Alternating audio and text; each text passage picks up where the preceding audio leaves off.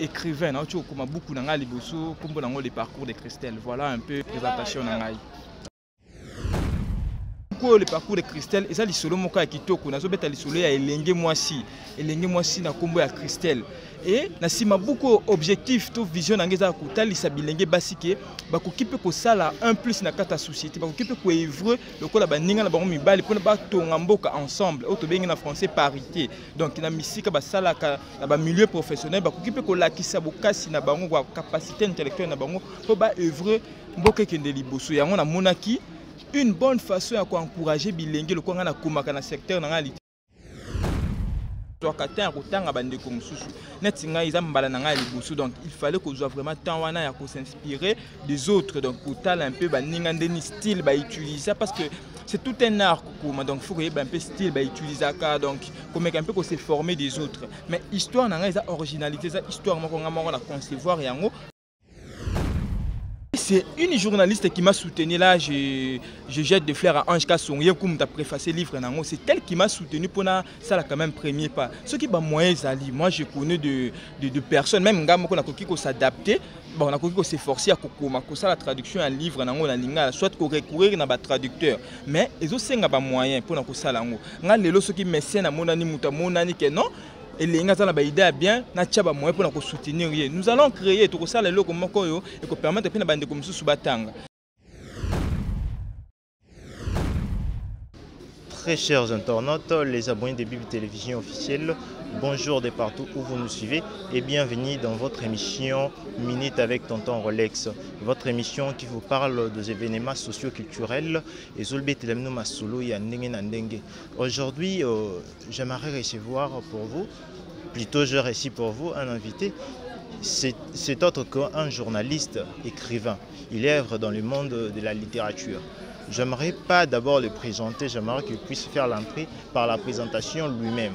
Mais pour l'instant, nous aimerions vous dire que vous continuez que la Bible Télévision officielle, vous s'abonnez, soyez nombreux, abonnez-vous massivement, puisqu'ici on parle de la vérité, toujours le makambo et là, des formats d'information, on est toujours dans la déontologie en fait.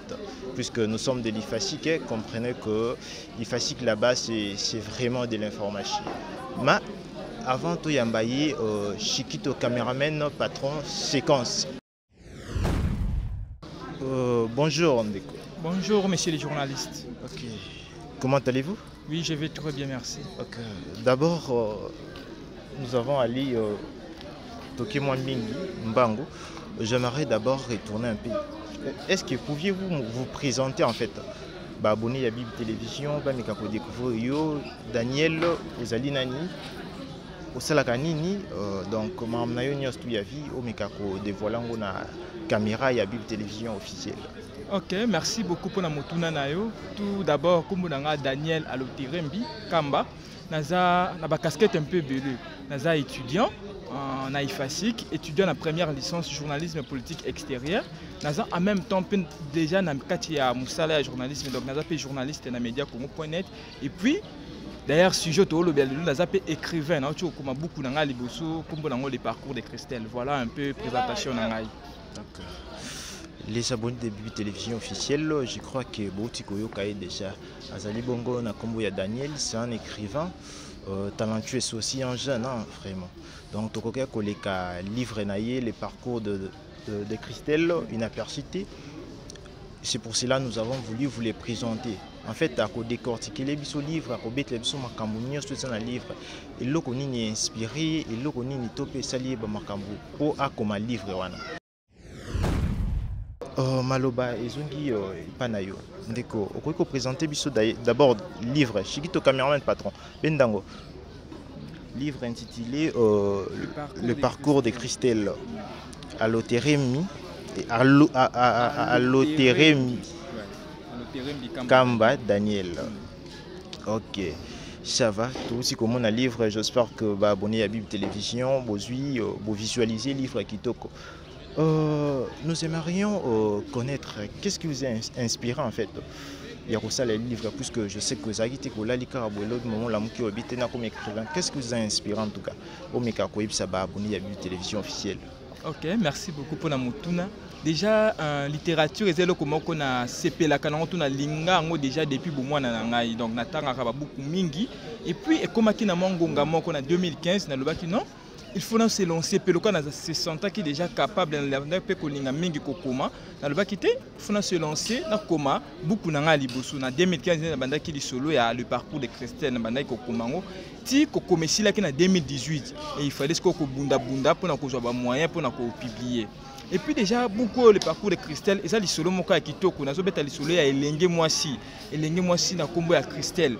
Et na sima beaucoup objectif, to vision ngeza kutali sa bilenge basike, bako kipe ko sala un plus na kata société, bako kipe ko œuvre lokola ba ninga na bango mibali pona ba tonga mboka ensemble, auto bengi na français parité. Donc na misika ba sala ka na ba milieu professionnel, bako kipe ko lakisa bokasi na bango kwa capacité intellectuelle na bango po ba œuvre mboka kende liboso yango na monaki. Une bonne façon à encourager bilenge le quoi na komaka na secteur na la littérature ezaki ko koma beaucoup ils ont talisa bilenge en général surtout bilenge basi parcours ya elenge Christelle d'ailleurs ils ont beaucoup moins fictif donc une œuvre fictive de Tolobaka donc ils ont beaucoup moins a créé un moko ya histoire on a créé mais tout en s'inspirant na société na biso na ba finio surtout vivaka au quotidien de permettre ngala koma beaucoup les parcours de Christelle zo beta lisolo ya elenge mwasi oyo abotama ki na mboka na etuka Équateur na bonene nango mais plus précisément la province ya Équateur ya Nord Ubangi nde isike elengi abotamaki mais azalaki na ba ambition et puis azalaki mwana si moko ya libota na bango mais azalaki na ba ambition wana ba parents na bien que bango batanga kite mais bazwaki quand même tona na kotangisa elenge Christelle te asali parcours na ye malamu ti aye awa na université ya Kinshasa place ya sali pe parcours na ye ya kasi koleka ti ba ko retenir comme assistante assistante dans le département et environnement faculté en sciences puis a possible étude ne musika tini akoma professeur ya université et puis a influencer qui ba jeune et belé surtout bilenge parce que objectif ne zala ki yango na ko lakisa bilenge basi surtout bana ko banga que bazali na possibilité wana ya ko sala pe maema nene lokola bilenge mibali voilà un peu moins résumé à beaucoup yango wana. Donc wana ezalaki bongo toti kozwa résumé ya beaucoup eza wana pesi biso eza objectif ya livre ezali bongo pona ko lakisa bana basi oyo bazalaka peut-être bandimaka te que un jour na vie bakoki ko réussir bamoni na nzela ya Christelle na nzela ya parcours de Christelle bokoyi bandenge nini ya ko se sortir na vie que vie eza toujours te kaka ke moi mbala zwaka soin na yo vie eza pe que mwana mwasi bunda kota classe tanga sala nyonso mais Daniel na livre yo on s'inspire na moi livre moko et puis sur inspiration comme pe ya yo tout ça kaka au vendre bweningo lobby livre moko imaginaire ouais aux imagination au bandi maman tu te mets directement écrire comment expliquer ça. Oui bon ils étaient dans likambo moko ba bazolanda biso fu ba yeba pona kozala écrivain moko ya malamu donc comme ba histoire pe ya bien il faut qu'on s'inspire na baninga mususu yango monaka déjà des écrivains ce sont des très grands lecteurs donc ba zwakata kotanga bande ko mususu netinga izambala na nga libusu donc il fallait qu'on soit vraiment temps wana ya ko s'inspirer des autres donc kotala un peu baninga ndeni style ba utiliser parce que c'est tout un art donc il faut qu'il y ait un peu style ba utiliser ka donc comme un peu qu'on s'est formé des autres mais histoire na nga eza originalité ça histoire moko nga na concevoir yango tout en s'inspirant na ba fait à société surtout na ke plus na domaine etali basi bilenge basi parité et consort donc on s'inspirer plus na partie wana pour produire œuvre na nga et outil na ba fruit à imagination na nga moko. OK, merci beaucoup Daniel. Mais Toromeka ko signaler, tu sais bien que na Congo particulièrement na Kin, ils a pas si pour nous mona na mona mbali d'ailleurs. D'abord plutôt attendre un livre mais si ko yo komeli ba fille en plus de nos jours ils ont basi minité pena ba ba chance ya kotanga livre au consommation na bango kozala nini bako yambelango ozana bobangi te peut-être simba te to consommation nango ezala moins que ezala plus. OK bon déjà biso ba écrivain surtout na lisanga na biso ba écrivain to commis un peu ko combattre idée na kolobaka batu batanga kate oui c'est vrai.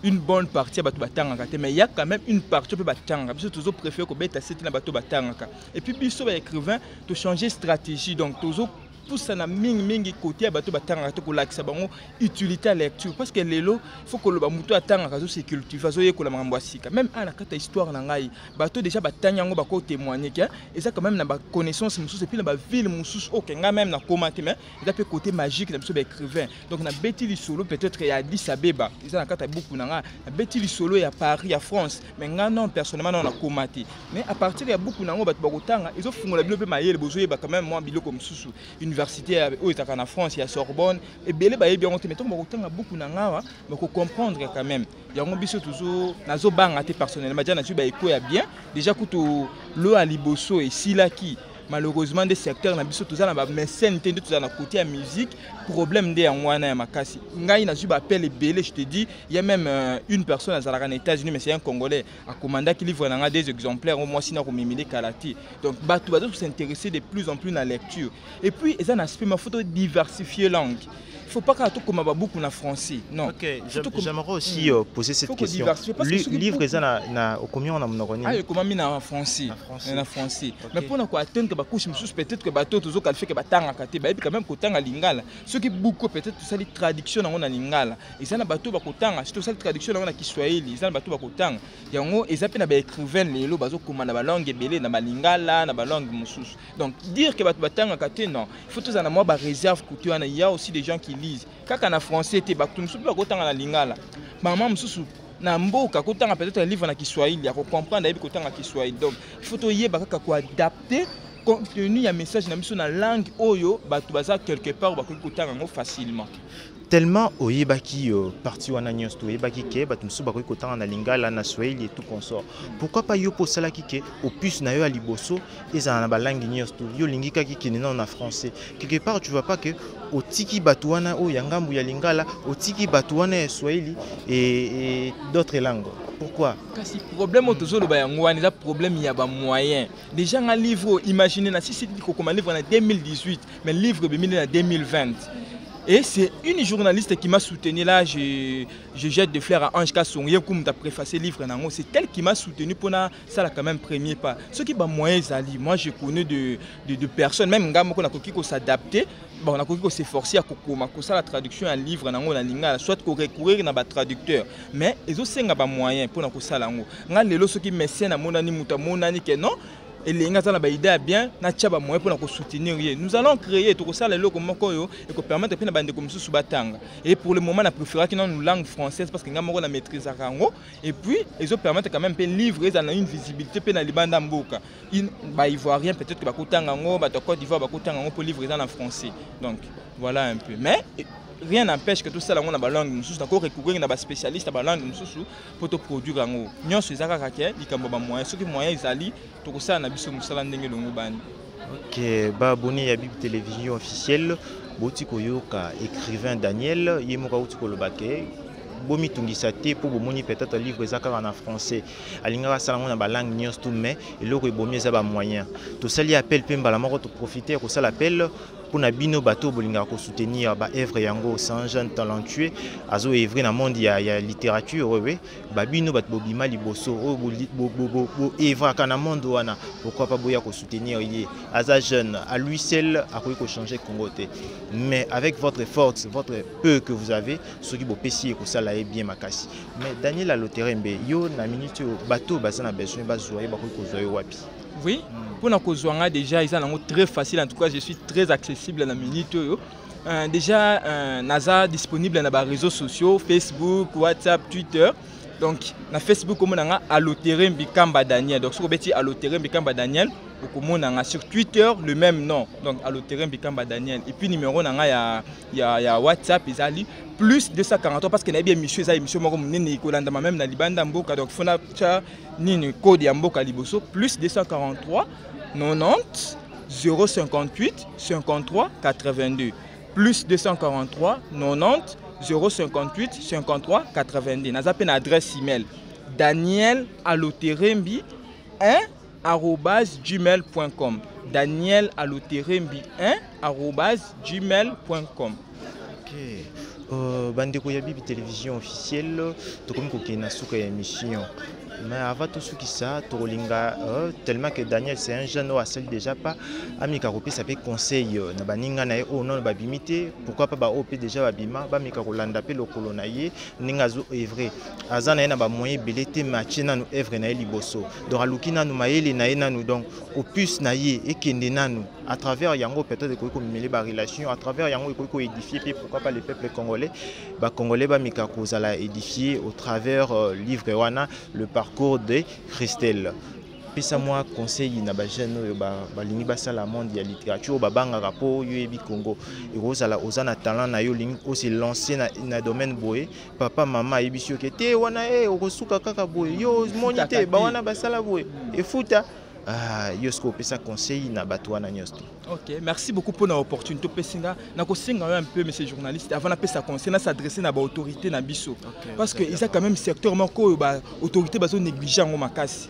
Chères autorités, les culture ils a un tout. Il y a plusieurs secteurs dans la culture. Il n'y a pas seulement la musique, bien autre chose. Il y a aussi la littérature et surtout ça fait l'honneur de notre pays comme on a bilingue mibali malgré ba moyens bazali ko bunda. Bon, pas bien bilingue mibali pe bilingue basi bazali ko bunda na ba propre moyen na bango ko sala quand même fierté ya mboka à travers ma komi ko koma ba beaucoup. Yango na ko senga là je vois ministre de la culture au niveau national et puis au niveau provincial. Je vois ba autorité ya mboka. Moi je me dis pourquoi pas prendre l'initiative peut-être na zoka ya madame Janine Mabunda yem tazali mwasi pour la solo bela basi awa. Aza un chef, il y a une grande institution Assemblée nationale. Qui peut-être que non, et l'engue a honoré biso basi. Ngana cause peut-être que kotia ba moyen nga po et l'engue a vulgariser message na e. Le quoi que le bela basi azali ko promouvoir ba droit ya ba femme ko le bela parité. Donc ko tia le boko. Donc ba autorité bisika bazali ba député, ba ministre, peu importe fonction bazali ko occuper. Ba ko kota contact na biso pour ko soutenir toujours œuvre oyo. Et puis kaka nga été, ils na bilenge mibali. Pe bilenge basi belé au bazali na kati ya littérature baza pe na posa ya soutien na bino donc ils a un peu message na nga ko adresser na ba autorité et puis même na ba université na biso ba temps là ils a na kati ya ba université mais politique on a ya soutien ça vraiment qu'on se faire sentir net na facile déjà coup de chapeau na recteur parce que na présenté qui livre a lobby quand même que akosala quelque chose pour à booster biso et puis comme toujours préparer une cérémonie à vernissage dans ce collègue bien donc ba autorité na biso ya mboka et puis ya ba université il faut ba tiaka biso maboko pour ba œuvre ba jeune et kende liboso culture ezali ko teka identité ya mboka libanda pe na kati ya mboka na biso moko donc voilà un peu message nazaki na pona ba kondi et pona ba ilenge parce que on a vu ba témoignage belé ba jeune belé surtout ba étudiant ba camarade nanga étudiant ba ça le terrain be motiver biso vraiment tous ala ki pe na idée ya kokoma tous ala ki pe na makomi na biso mais tous ala ki un peu kubanga bilenge to banga te soko ozana tana wana ya kokoma ozana makanisi na yo zwa courage na yo mona même bato déjà basali premier pas bakoki ko aider yo comment est-ce que basala donc toujours courage wana to koma parce que surtout komi une bonne manière ya ko s'immortaliser na vie et la musique et puis littérature donc culture en général soko komi beaucoup na yo ngai ata lelo na zate bato bakoyeba bakobeta lisolo nga à travers ba beaucoup na ngai lelo zaminga akenda kala même masolo na ezeko betama donc ba jeune toujours courage wana to koma ce qui pour monika yo bandi sika mona bilengo déjà bakomi bakoyede yo bazali ebele ba Richard Ali ba Ange Kasongo bakoyede yo pour ensemble to kende liboso donc il faut pardon tous se soutenir ensemble to kende liboso et puis wana pe to mona bilenge na biso ba journaliste ba bazali ba pandi sango mingi bazali un peu kotika secteur à littérature un peu musique mingi tozo mona ka ba émission ya musique wana na bois kelibino ja ba fleur po bondimi ko yambanga na beta lisolo ya beaucoup na émission na bino na chaîne na bino Bibi télévision en tout cas coup de chapeau ba journaliste faut ba kanisa pe biso bilenge ba écrivain toza na posa ya soutien na pona visibilité po ba ninga pe ba yeba nini tozali ko sala comme sala donc ba journaliste c'est beaucoup kanisa pe biso et ko sala biso bien makasi voilà un peu message nazaki nango ya ko lancer. Je pense que l'appel est lancé, donc tout lancer vraiment appelé. Vous comprendre que ils a livre, ils a le parcours des Christelle, les parcours des Christelle, les marambouillé belé. Donc ils a parcours, il y a jeune fille moko nenge tolobaki na bandeli, a utaki na mboka ya mbandaka, aye Kinshasa sali ba étude, tisuka suka à se retrouver na vie. Pourquoi pas yo poko maloko la Christelle azalo quoi mentor ya ba jeune fille nyostu oyo ba se perdre na vie bolanda exemple na yé beaucoup zala de suite mais pour moi je pense que nous sommes déjà arrivés à la fin je vais vous laisser. Parce que grâce à un quand même Libakou, en tout cas, Ruben Samba, la PCMBO, Tessiga Zali, merci pour l'opportunité. Soutien, Monaki, qui ce livre, a insisté que vraiment tout à pour beaucoup. En tout cas, merci beaucoup et puis bonne chance na Bibi Télévision et puis émission na Binonion. En tout cas, courage à vous. Voilà. Okay. Très chers internautes, les abonnés de Bibi Télévision officielle, tout comme déjà Nasuka, à la présentation, c'était donc votre bel et bien humble serviteur, tante mère Rolex Mutobo, tous les raïs de la presse congolaise. Yazapena moi Liboso, Tazape mon Nasuka, Tazaïka les raïs. Je vous laisse déjà mon Chiquito, caméraman patron, Nabosani Yote Blanchard Mutoboto, mon DG Ruben Samba. Place aux Ali Bambou Théâtre. Quant à moi, je vous dis déjà bye et continuez toujours à consommer votre livre, Le Parcours de Christelle.